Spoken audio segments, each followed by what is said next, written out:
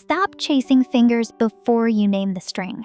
That is the fastest way to make a violin note scale feel less random. A beginner scale is not just a list of pitches on a page. It is a small map. 4 open strings, a first position finger pattern, a key signature, and a rhythm you can actually count. The goal is not to memorize every pitch on the fingerboard at once. The useful goal is simpler. Know where the scale begins. Know which string carries each group of notes. Know how the written staff turns into one playable practice loop. Start with the 4 anchors. Violin music is normally written in treble clef, and the strings are tuned in fifths from low to high: G, D, A, and E. Those open strings are your landmarks. If the passage sits near low G, read it as a G string area first. If it sits around A or E, do not treat it like the same hand shape. The articles table gives a clean beginner map. The G string starts on G3 and often carries G, A, B, C, and D. The first check is keeping the hand relaxed because the string is thicker. The D string starts on D4 and often carries D, E, F sharp, G, and A. Watch the F sharp in common major patterns. The A string starts on A4 and often carries A, B, C sharp, D, and E. So A becomes a central pitch anchor on the staff. The E string starts on E5 and often carries E, F sharp, G sharp, A, and B. Keep the sound clean there before adding speed.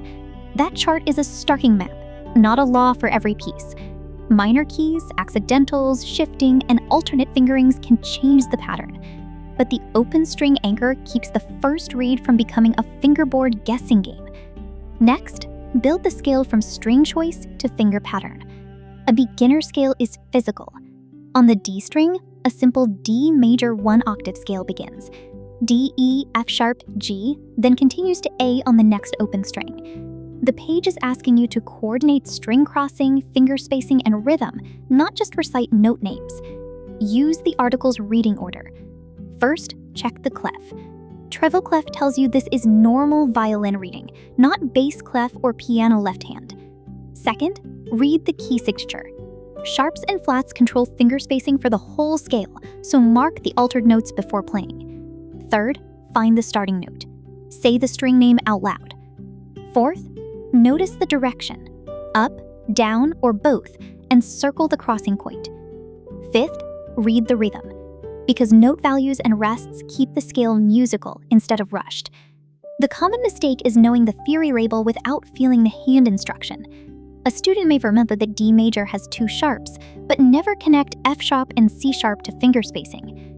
Read the key signature as a left-hand instruction, not just a fact for a quiz. Then separate rhythm from speed. If the exercise uses 8th notes, triplets, slurred pairs, or dotted rhythms, it is no longer only pitch practice. It is bow practice and pulse practice too. Say the note names in time without playing. Tap the rhythm on one open string. Play the scale in quarter notes with separate bows. Add the written rhythm. Add slurs or articulation only after the pulse stays steady. If the scale falls apart when every note changes string or finger quickly, do not restart the whole exercise. Simplify one layer. Go back to one string, one rhythm, or one direction, and rebuild from there. Use 3 sources together: the score, the chart, and your ear. The chart gives orientation. The printed score gives rhythm, key, going marks, and phrase shape. Your ear tells you whether the scale is centered, smooth, and in tune. A typed note list cannot replace the staff, because the staff shows where the pattern sits in real music. When the page is hard to decode, Melogen can help as a listening bridge. Melogen Sheet 2 MIDI is useful when a scale exercise already exists as visible notation and you want a quick playback or editing reference. The product metadata supports sheet WYSIWYG images and PDFs, including PNG, JPG, and PDF sources, with MIDI as the output. Use it narrowly. Upload a clone scan, PDF, or image of the exercise. Convert the visible notation into MIDI. Listen for wrong notes, missing rhythm, or register mistakes. Compare the output against the printed scale before practicing from it. Then fix the musical decision yourself instead of treating the first pass as final. That boundary matters. Sheet 2 MIDI is not a fingering teacher. It will not decide your best hand shape, bow distribution, or intonation. Its best role is getting a static page into a playback check faster, especially when you want to hear whether the written scale pattern matches what you think you are reading. For a repeatable practice loop, keep the order simple. Read, play slowly, listen, adjust, repeat. On day 1, say G, D, D, E from low to high and back down. On day 2, play 1 octave slowly on 1 string pair with no slurs. On day 3, add the key signature and name every sharp or flat before playing. On day 4, count the rhythm away from the instrument. On day 5, add string crossings at half speed. On day 6, record yourself for convert the written exercise for a listening check.